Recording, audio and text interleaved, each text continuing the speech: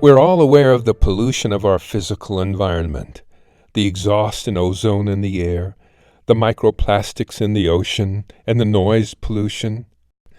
Perhaps even more important is the information pollution of our environment. The propaganda, advertisements, and fake news that has us believing that what we need is somewhere out there. But the truth is, we already have what we need to accomplish what we are here to do. And now is the time we must make a commitment to awaken this wisdom and passion on a regular basis and focus it in the way our highest power, our highest wisdom guides us. The following meditation, with your eyes open or your eyes closed, is a powerful way to do this. Remember, don't just hear the words. Use all your senses, see the images, and most importantly, feel them. To open yourself, right now, to the experience I'm about to share. To give yourself permission to realize that at this moment in time there's no other place you need to go, nothing that you have to do, and no problem that you have to solve. And therefore, you can relax and bring your awareness into the present moment. Originally, I was trained as a mathematician, scientist, and physician. But unlike so many of my contemporaries, I was interested in the phenomenon of healing, not just the techniques and technology of medical practice. What fascinated me and what I wanted to learn about was life and about people, and how they could become more happy and healthy. I found that if I was going to understand the phenomenon of healing, I first needed to understand the phenomenon of life. After all, without life, healing has no meaning. And without healing, as you'll see, life could not have survived the harsh assaults of this environment. And the best science I know of takes us back about 13.5 billion years ago, to the time of the so-called Big Bang, the beginning of time and space as we know them. And the best of our knowledge tells us that in that first billionth of a second, the universe was a sea of undifferentiated plasma. That within the plasma, waves gradually formed. Waves that condensed into elementary particles, and then hydrogen, and then, gradually, heavier and heavier elements that, in turn, slowly coalesced into nebulas and black holes, into stars and galaxies, including our own galaxy. That was about 9 billion years ago. And revolving around one of the minor middle-aged stars in that galaxy was planet Earth. And in those days, 5 billion years ago, this world was a hot, harsh, primitive, and very unforgiving place. It was a place of flaming volcanoes and boiling pools of lava that gradually cooled and hardened, giving rise to a vast, naked world of bare minerals and gases and waters. But nowhere was there any sign of life. Even the vast oceans were lifeless, yet they seethed with inorganic chemicals, combining with each other through polarization and ionic bonding. Ionic bonds are the way atoms interact in a lifeless, inorganic world such as this.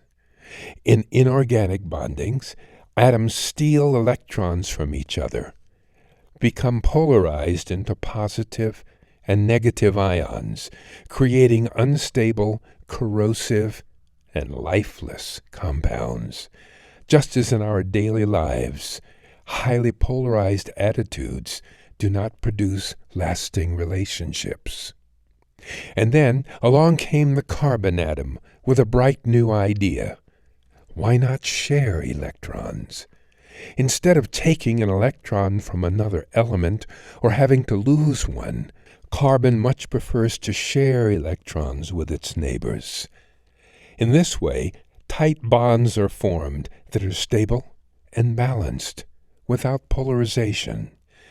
These are called covalent bonds.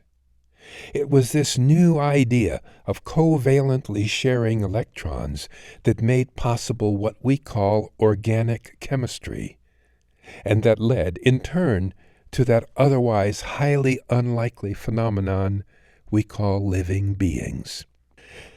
This new, sustainable kind of relationship made possible the evolution of ever larger molecules containing hundreds and thousands of atoms. I call it the urge to merge, that energy or force that in this way created giant protein molecules, including that very special kind of giant molecule, the DNA spiral.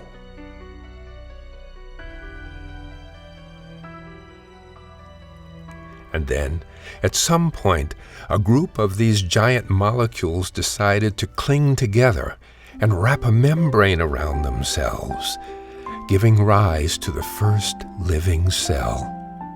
A brand new entity on planet Earth, created by that same energy of holding together, that same urge to merge.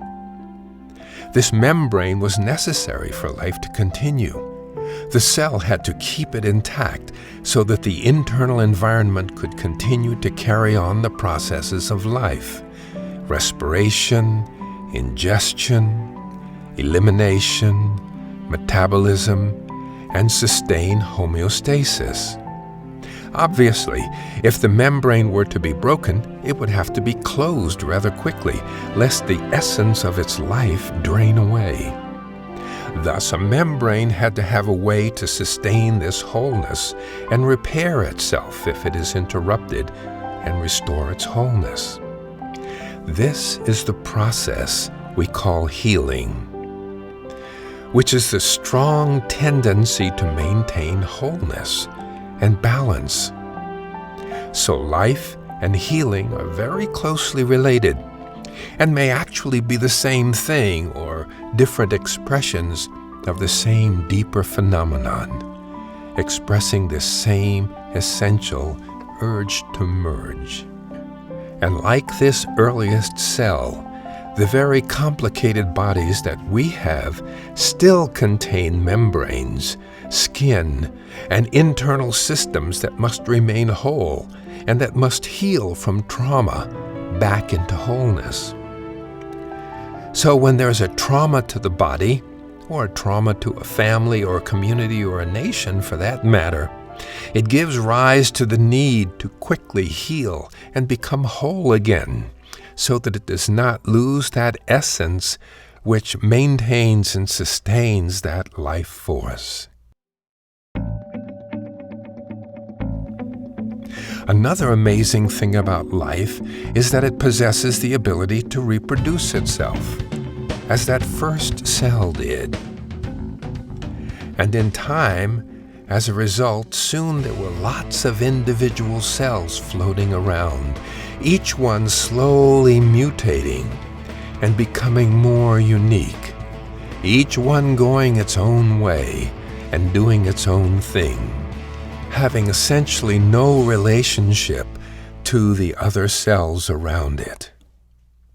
Then, one fateful day, instead of separating, the daughter cells of a dividing cell felt the urge to remain together and to function together, giving rise to the first multicellular organism, the first organism composed of individual cells functioning together as a whole. And again, we see that urge to merge at work, sustaining and healing the life force in action. You know this force. Can you feel it in your own desire to remain healthy and happy? In time, our scientific studies tell us That same unifying force gradually gave rise to multicellular creatures of greater and greater complexity, with cellular specialization and the organization of subgroups of cells into organs and into organ systems, and evolving greater and greater diversity and intricacy. Creatures of great beauty and grace, with remarkable abilities, and with their ever-increasing capability of action, there developed higher levels of complexity and the need for a more complex system for coordinating the many organs and subsystems. So there arose the need for more complex information processing. For this special purpose, life invented the nervous system and the brain to sustain coordination, harmonious action, and wholeness. In other words, we need a complex brain in order to tell the foot which way to carry the body so that the hand could reach the food that the eyes have seen. Complex nervous structures that could create neural networks that were up to the task needed to be evolved. They need to allow for fluidity of motion and the ability to function in the water with elegance and on land, and with refinements that allowed them to overcome gravity and rise gracefully, to soar effortlessly through the clouds. And at the center of it all, acting invisibly, the fantastically intricate central nervous system ultimately responsible for maintaining balance, coherence, for sustaining wholeness and wellness. Can you imagine that this is simply another form of that same self-organizing principle that expressed itself as the covalence of organic bonds, an ever-evolving theme of wholeness and healing that plays within the nervous system like a beautiful melody, enabling the central nervous system to coordinate all the parts of the body and allow them to dance in rhythm with that melody, working through networks of cells, all communicating with each other chemically through neurotransmitter chemicals flowing across the synapses of neural networks, all in support of the sole function of having all parts work smoothly together, guided by a common purpose. Common purposes that might vary from serving a tennis ball to throwing a pot, from playing a violin or dancing to surfing,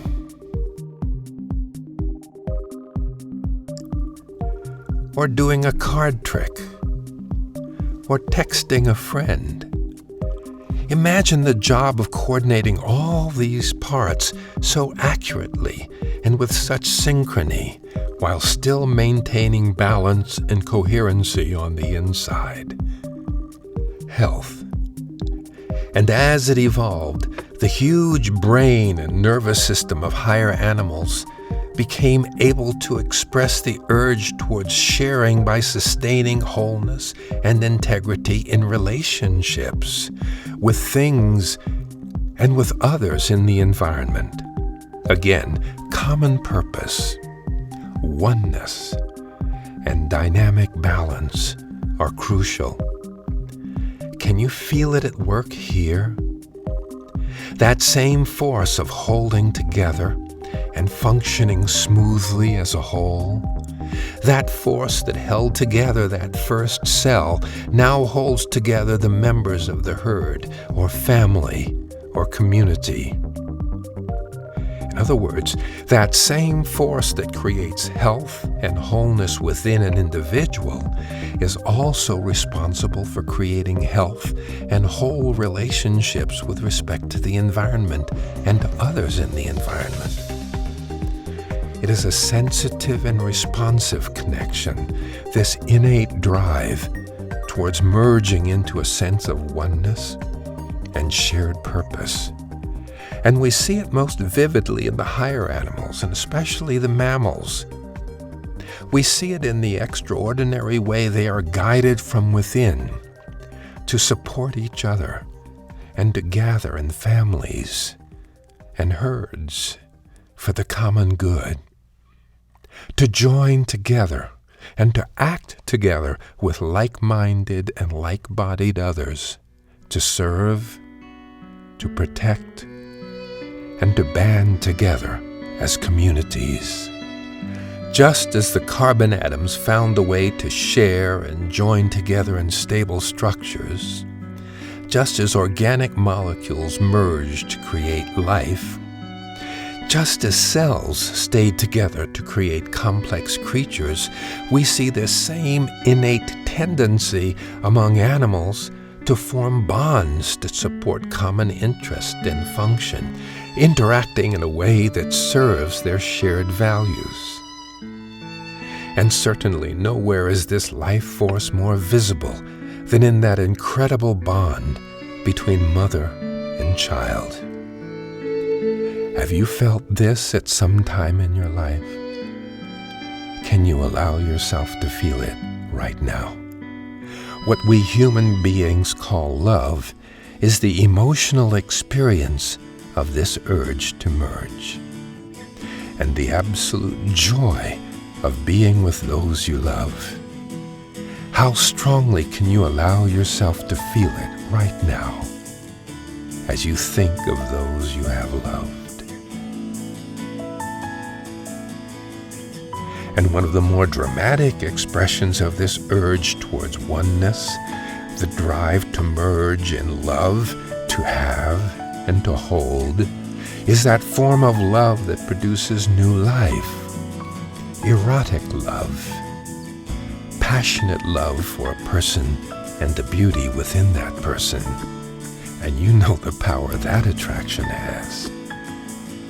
And you can also tap into your ability to feel filial love, the affectionate regard and friendship towards an equal.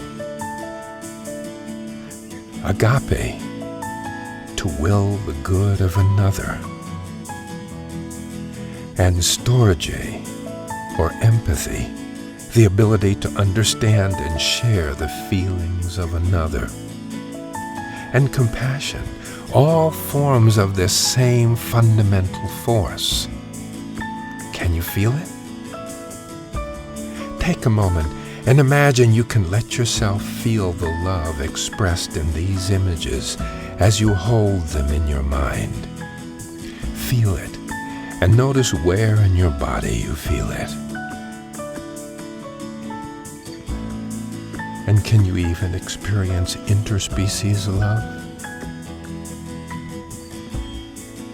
Different though they may be, all these relationships, at their essence, have the goal of staying connected, of remaining together. And just as a damaged membrane requires healing, if the integrity of a couple or a group is broken, it must be repaired. Love, the healing process at the collective level. Love is the internal, felt sense we experience.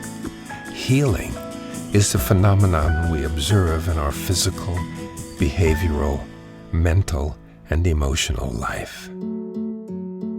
Love, with a capital L.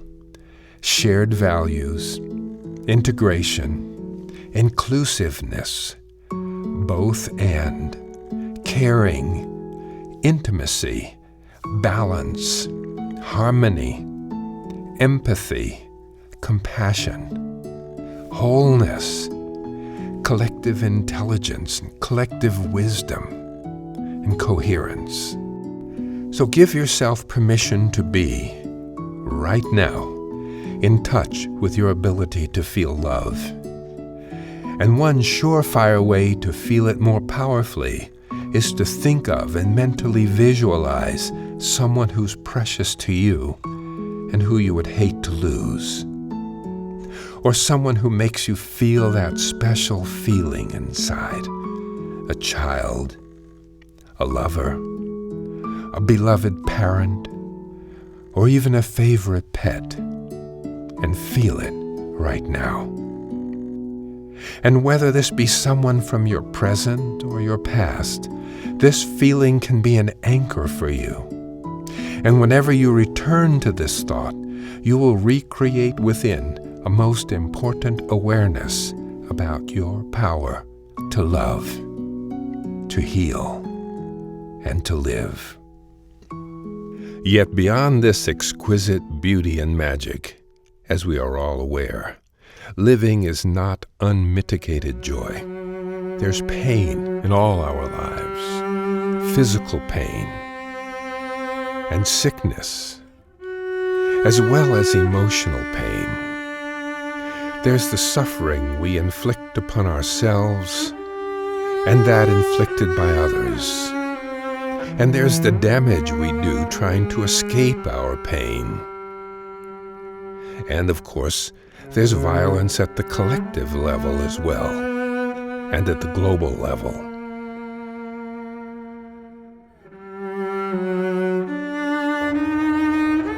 But we can change all this. Next, we will examine these problems and the emergence of what I call the dark force, and how, in all its forms, it can be confronted and transformed using the tools we are exploring. Learn more. Visit drmiller.com/transformation. Thank you for spending this time with me.